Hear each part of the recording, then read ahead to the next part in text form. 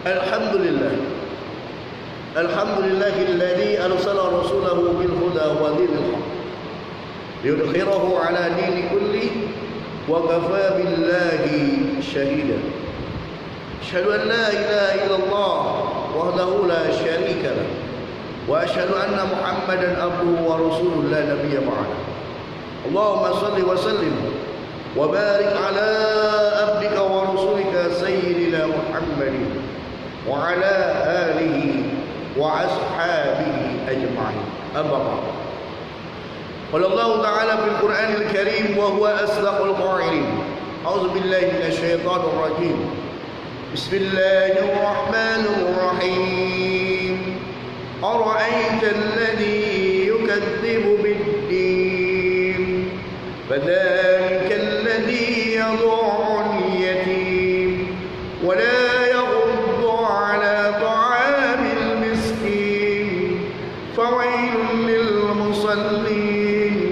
الذين هم عن صلاتهم ساهون الذين هم يراءون ويمنعون الماعون. صدق الله العظيم وصدق رسوله النبي الحبيب الكريم ونحن على ذلك من الشاهدين والشاكرين والحمد لله رب العالمين. Sahabat online dimanapun berada, semoga Allah memberkahi kita semua. Mari kita panjatkan puji dan syukur kehadirat Allah Subhanahu wa taala dan mengucap alhamdulillah. Pada hari ini Allah masih berikan nafas kepada kita sehingga kita masih hidup di dunia ini. Mudah-mudahan dengan adanya nafas dan kehidupan kita, Allah berikan umur panjang dan kesehatan sehingga kita bisa melaksanakan aktivitas sesuai dengan kehendak Allah Subhanahu wa taala.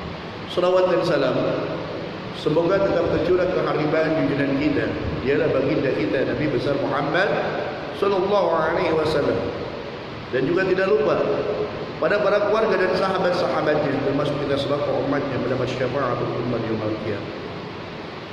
Saudara-saudaraku yang dirahmati Allah Subhanahu wa taala, materi kita adalah akan membahas tentang surat Al-Ma'un, yaitu tentang ciri-ciri atau orang-orang yang pendusta agama, atau disebut adalah ciri-ciri pendusta agama. Allah berfirman dalam Al-Quran, A'udzubillahi minasyaitonir rajim. Bismillahirrahmanirrahim. Ara'aita alladzi yukadzibu bid-din. Tahukah kamu orang-orang yang mendustakan agama? Fadzalika alladzi yad'un yatim. Yang pertama adalah orang yang mendustakan agama adalah orang yang menghardik anak yatim. Artinya tidak memberi makan, tidak memperhatikan orang-orang yatim, anak-anak yatim. Anak-anak yatim adalah di mana ketika anak itu sudah ditinggal oleh seorang ayah, maka tentunya mereka adalah sangat dibutuhkan. Mereka sangat membutuhkan kita semua. Oleh karena itu kita harus memperhatikan mereka. Karena orang yang memperhatikan anak-anak yatim, menyantuni anak yatim, maka insya Allah dia akan dekat dengan Rasulullah tatkala nanti di surga Allah Subhanahu wa taala. Ana wa kafil yatim hakana. Kata Nabi, aku bersama anak yatim itu adalah dekat. Bagaikan dekatnya antara jari tengah dan jari telunjuk. Itu kedekatannya. Kalau kita ingin dekat dengan Rasulullah, kalau kita ingin bersama-sama Rasulullah, mari kita perhatikan anak-anak yatim. Mari kita santuni anak yatim. Bukan hanya sekedar memberi makan, tapi yang terpenting bagi mereka adalah bagaimana kelangsungan hidupnya untuk memberikan ilmu pengetahuan dan ilmu-ilmu agama kepada mereka. Karena laisal yatim la aba wa umma. Bila dikatakan yatim itu bukan hanya sekedar tidak mempunyai ayah dan ibu, walakinal yatim yatimul ilmu. Tapi yang disebut dengan yatim itu adalah tidak mempunyai ilmu. Ini yang terpenting. Kadang-kadang kita hanya memberikan santunan setahun sekali. Tapi alangkah lebih pentingnya kita memperhatikan, walaupun tidak begitu banyak anak-anak yatim, tapi kelangsungan pendidikannya, ilmunya, supaya apa? Supaya benar-benar mereka menjadi generasi-generasi yang beriman, generasi-generasi muslim yang mampu beribadah kepada Allah Subhanahu wa taala. Maka orang-orang yang mendustakan, orang-orang yang tidak peduli, tidak memperhatikan bahkan menghardik anak-anak yatim, maka dia termasuk adalah pendusta agama.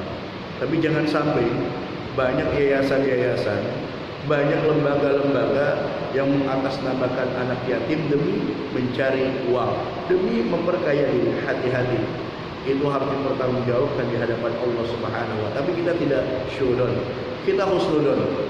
Ternyata banyak lembaga yang memang betul yang mempunyai anak yatim, yang mempunyai pembantuan oleh kita, maka berikanlah bantuan kepada mereka. Insya Allah apa yang kita berikan bantuan kepada mereka, akan doa anak-anak yatim akan kembali kepada kita, akan menjadi keberkahan buat kita semua. Yang kedua, wala yaquddu ala ta'amil miskin. Pendusta agama adalah tidak memberi makan terhadap orang-orang miskin. Baik, kita sudah bahas. Allah memerintahkan puasa kepada kita. Kita hampir seminggu sudah melaksanakan ibadah puasa. Kita merasakan tidak makan dan minum, haus. Bagaimana mereka orang-orang fakir, orang-orang miskin mungkin dia sehari makan, sehari kagak. Kita hanya untuk merasakan saja, menggantikan makan. Hanya kita makan di waktu sahur, kemudian kita berbuka di waktu terbenam matahari. Masih beruntung kita punya makan dan sebagainya. Tapi mereka, lihat orang-orang yatim, anak-anak yatim, orang-orang miskin, sehari makan, sehari kagak. Itu artinya apa? Supaya dengan berpuasa itu kita mempunyai rasa empati, mempunyai rasa peduli terhadap mereka, orang-orang fakir miskin. Maka ketika orang yang berpuasa, kita diwajibkan untuk mengeluarkan zakat fitrah. Zakat fitrah itu adalah simbolis, realisasi. Ketika kita sudah merasakan namanya haus, dahaga dan lapar, kita mempunyai rasa empati, rasa peduli, maka berikanlah sebagian harta kita melalui zakat fitrah untuk menyenangkan orang-orang miskin. Kemudian yang ketiga, fawailul lil musallin. Pendusta agama adalah orang-orang yang sholat. Bahwa neraka wil itu bagi orang-orang yang sholat. Yang sholat aja masuk neraka wil, apalagi yang tidak sholat. Alladzina hum an salatihim sahun. Yaitu gimana? Ketika sholatnya dia mengakhir-akhirkan sholat. Orang yang sholat masuk neraka, apalagi yang tidak sholat. Kenapa kita harus sholat? Karena sholat adalah merupakan kewajiban dan tiang agama. As-salatu imadun. Faman aqamaha faqad aqama din, wa man tarakaha faqad hazama. Salat itu adalah tiang agama. Barang siapa yang melaksanakan salat, berarti dia menegakkan agamanya. Tapi barang siapa yang meninggalkan salat, berarti dia menghancurkan agamanya. Karena salat adalah identitas seorang muslim. Islam hurufnya ada 5. I-S-L-A-M. Islam. Orang Islam dia melaksanakan salat zuhur atau lohor, asar, maghrib, isya, subuh. Jika ngaku Islam tapi dia tidak melaksanakan sholat, maka tidak ada nama yang namanya Islam. Maka bagus kata Nabi, man taraka sholatal khamsi faqad kafara zihara. Barang siapa yang meninggalkan sholat 5 waktu, dia sudah kufur. Na'udzubillah, summa na'udzubillah.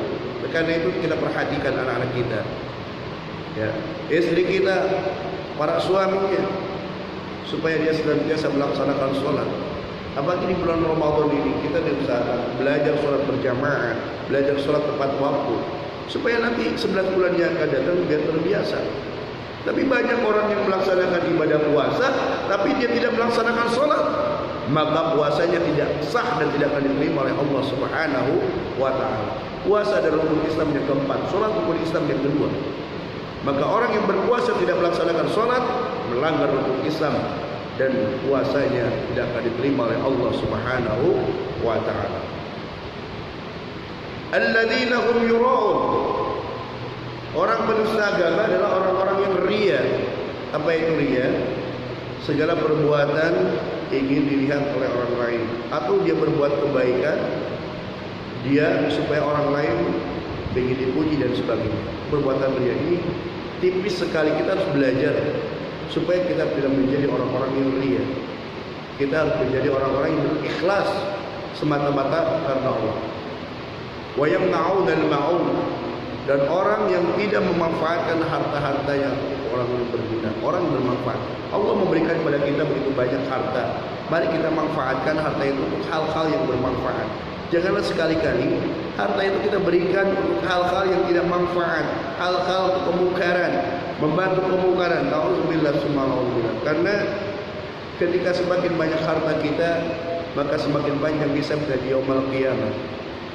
Ketika kita di yaumul qiyamah disebut dengan yaumul hisab, semuanya akan dihisab, akan dipertanggungjawabkan di hadapan Allah Subhanahu wa taala. Karena itu harta-harta yang berguna itu mari kita titipkan sebagai penolong nanti kita di alam kubur, sebagai penolong kita nanti di akhirat. Dengan bagaimana cara menitipkannya?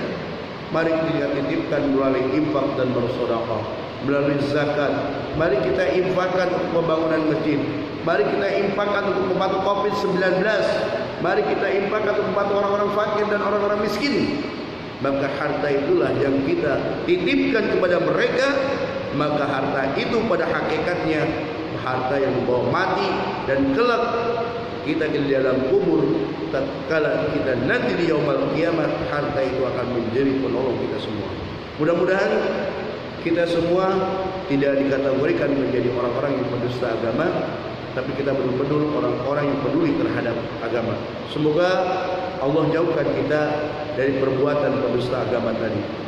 Semoga Allah Subhanahu wa taala senantiasa memberikan taufik dan hidayah kepada kita semua. Wallahu muwaffiq ila aqwamit thoriq.